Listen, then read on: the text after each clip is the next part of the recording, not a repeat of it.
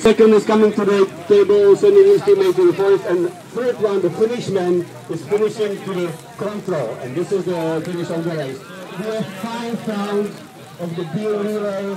It means 7 world teams will leave the competition after the first round.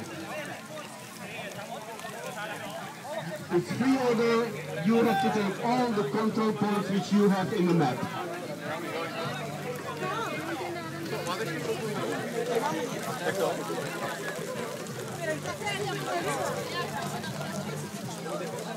Přesně. Takže ještě jednou to zopakuju v češtině. Máme jednu mapu, to si bere první úsek, poté si vezme druhý úsek i třetí úsek. Všichni obíhají všechno na té mapě.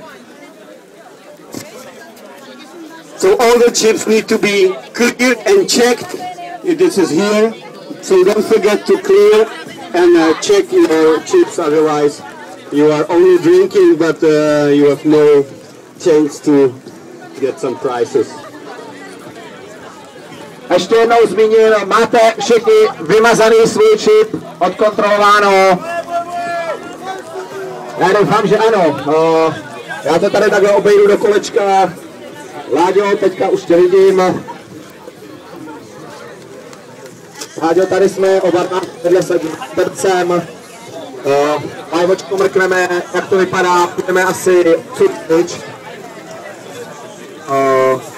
To jsou prostě teď se závodí, to, kdo nepostoupí, se uvidí za chvíli. Pozor, vy, co stojíte směr tady na té louce, jděte pryč, protože se odbíhá právě dozadu. Takže všichni účastníci odsud pryč, ať je tady čisto. A to samé, potřebujeme tady udělat špalír k cílové kontrole.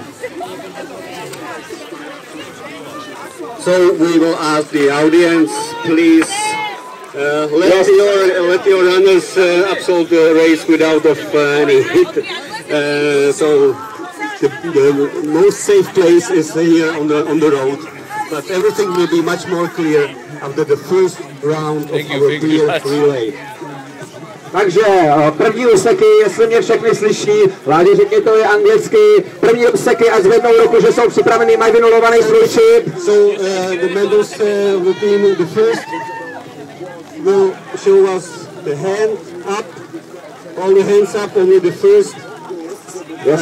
All the chips are clear, all the chips are checked, so you are prepared to the race. Láďa to startuje, Láďa udělá ten krok, já tam pustím muziku. So, the beer relay Bohemia 2011 will start after 5, 4, 3, 2, 1, no!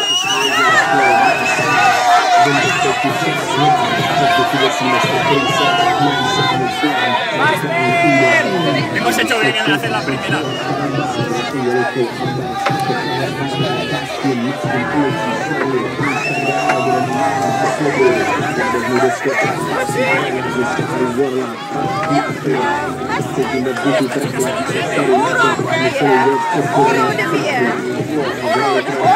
Muy bien, Raquel.